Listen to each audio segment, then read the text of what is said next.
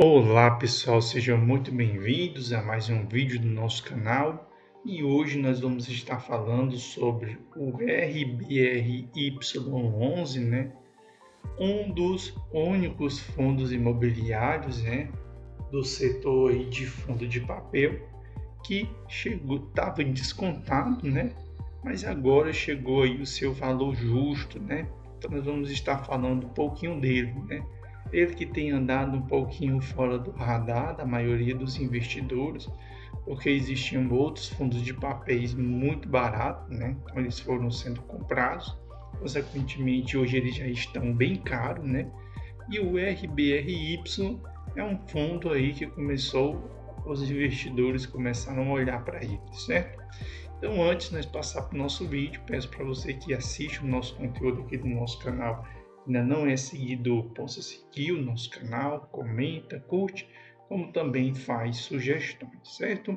Então, ele fechou a sexta-feira na casa de R$ 99,48, ou seja, um fundo de papel barato e descontado, entregando um bom rendimento, ou seja, um rendimento que está mais alto do que a Selic quando ela estava no pico, porque a Selic bateu ali 13,75, mas faz muito tempo que ela já caiu, Nós estamos com mais de 6 meses que ela começou a cair e mesmo assim o RBRY11 continua entregando 13,73 isento de imposto de renda. E o CDI indexado ali, uma Selic, estava entregando 13,75, mas tinha que pagar ali o imposto para o governo, Ao chegar na casa de R$ 99,48, ele atingiu seu preço sobre o valor patrimonial, ou seja, ele atingiu o seu valor justo, ou seja, preço sobre o valor patrimonial funciona para papel, ou seja, acima de R$ 99,48, você já não deve comprar quando ele passar de 1 o seu preço sobre o valor patrimonial. Por quê? Porque é um fundo de papel. E um fundo de papel ele compra dívida. E o objetivo dele não é se valorizar. O objetivo dele é pagar dividendo, certo? Tem uma liquidez de 4 milhões, e uma excelente valorização de 18,85 e a tendência é subir essa valorização porque ele é um dos poucos bons fundos de papel que ainda continua pagando muito bem, E nesse valor, por que ele continua sendo um fundo muito bom, Porque se nós olharmos aqui a carteira dele, o resultado da sua carteira, porque ele tem uma carteira de CRI e tem dentro dessa carteira ele tem fundos imobiliários. Então, como nós podemos perceber nitidamente, as receitas elas vêm crescendo, Ou seja, em novembro foi 9,9, em dezembro 10,3 e já em janeiro de 2024 foi 10,82, As despesas meio que se mantêm as mesmas, Ou seja, significando que o fundo ele anda muito bem controlado, o que permitiu, um dado bem interessante foi ele pagar mais dividendo aí para o seu cotista, Então, seu cotista aí teve um excelente resultado. Outro ponto que eu gostaria de destacar aqui da carteira dele é se você comprar nesse valor de R$ 99,48, você vai estar levando a carteira dele, de IPCA mais 9,4, Ou seja, pagando muito acima do mercado, Porque se você observar, os títulos longos de IPCA do governo está 5,5 e aqui nós temos 5,4, Bastante alto. E também, se você ainda comprar nesse valor, você vai estar levando a carteira dele de CRI de CDI mais 3,85, ou seja, um excelente dividendo, um excelente valor, E mesmo que você venha comprá-lo ainda acima do seu valor ideal, Mesmo que você venha comprar na casa de R$ 103, você vai estar levando a carteira dele de IPCA mais 8 e CDI mais 2,63. Ou seja, você tem uma excelente margem, porque ele vai continuar ainda pagando muito mais tranquilamente do que os títulos curtos e longos do governo, certo? Se nós observarmos a carteira dele de CDI, né, permeia ali 65% da carteira, né, e 35% da carteira é de IPCA, né? Então ele tem uma maior exposição a IPCA, mas como nós podemos observar, o IPCA dele é um IPCA bem agressivo. Uma outra característica dos fundos principalmente de papel do RBR, né, da Rio Bravo, é que sempre quem acaba ele comprando esses CRI são sempre de excelentes devedores, né? Ou seja, o grau de risco deles é muito baixo, né? Tanto o RBRY como o RBRR11, né? Também é uma carteira excelente que tem excelentes credores, de forma que você não precisa se preocupar, né?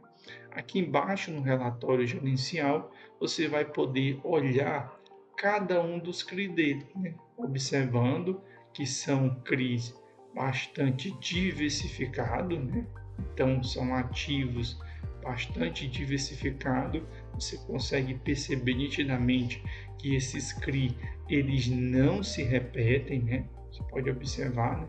Tem um ou outro repetido, a maioria são diferentes, ou seja, ele tem uma grande diversidade aí de credores, né? Ou seja, de devedores.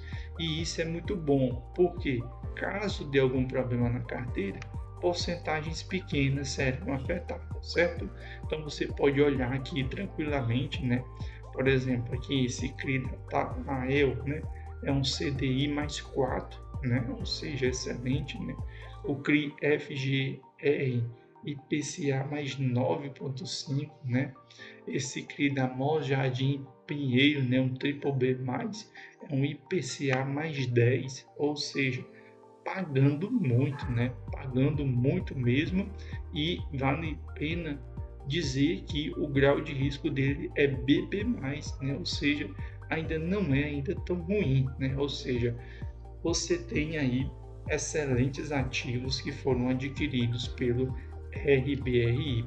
Então aí uma excelente oportunidade, né? Que só vem subindo aí nos últimos um ano, né? Quem conseguiu comprar ele aqui no início do ano de 2023 está com excelente rentabilidade e provavelmente ele vai subir, vai, mas provavelmente nós não vamos ter mais essa subida tão boa que aconteceu em 2023, porque em 2023 aconteceu um fenômeno de todos os fundos imobiliários estarem baratos. Só tem um fundo imobiliário que nunca ficou barato ao longo do ano de 2023 inteiro. Se chama ALZR11. Eu que acompanho fundos imobiliários, foi o único que nunca ficou barato. Mesmo no período em que tudo estava barato, ele não era barato, né? Não ficou barato. O resto ficou barato. Até o HGLG teve um período que ele estava barato, certo? Então, um fundo de papel, uma taxa de administração muito baixa, 0,2%, né? Excelente. Número de cotistas mais de 54 mil, né? Valor patrimonial por cota, R$ 99,14. O último dividendo foi R$ 1,01, mais de 10 milhões de cotas e já se aproximando de 1 bilhão de patrimônio, né? Ou seja, o que dá mais segurança, né? Nunca perdeu para a inflação desde que ele surgiu, né? Sempre ganhos positivos, e mesmo que eu venha descontar a inflação, também ele não perde para a inflação, né? Consegue bater. E também ele bate tranquilamente o CDI, porque ele paga mais alto do que o CDI sempre, porque você tem que lembrar que a carteira dele é CDI mais 4, ou seja, ele sempre vai pagar 4% a mais do que o CDI está pagando. Então, dificilmente ele perde para o CDI, independente do cenário. O dividendo dele atual é 13,73, mas ele já pagou bem mais, né? Como 14,40%, mas como a cota se valorizou, ela se valorizou muito mais rápido que o dividendo aumentou, evidentemente, proporcionalmente, o dividendo cai proporcionalmente. Não é que o dividendo caiu, é que o dividendo cai proporcionalmente porque a cota se valorizou, certo? É mostrado justamente aqui no cenário, né?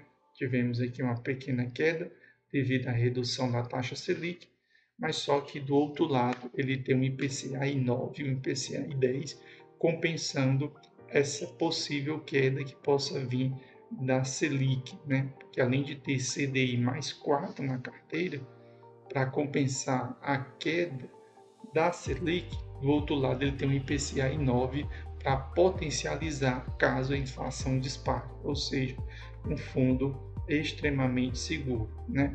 Então, mês passado pagou R$ 1,05 e esse mês vai pagar aí amanhã, na segunda-feira, R$ 1,01, certo? Então, esse foi uma análise rápida do RBRY11 e eu fiz justamente um vídeo porque para você que quer um fundo de papel bom e barato, essa é a última oportunidade, porque ele atingiu o seu valor patrimonial de 1, que é o preço que nós aguardamos em um fundo imobiliário de papel. Mais do que isso, não vale a pena comprar, porque aí você está comprando dívida e dívida não se compra acima do seu valor patrimonial. Você talvez esteja perguntando por que você não calcula preço teto, porque não precisa se calcular preço teto para fundo de papel.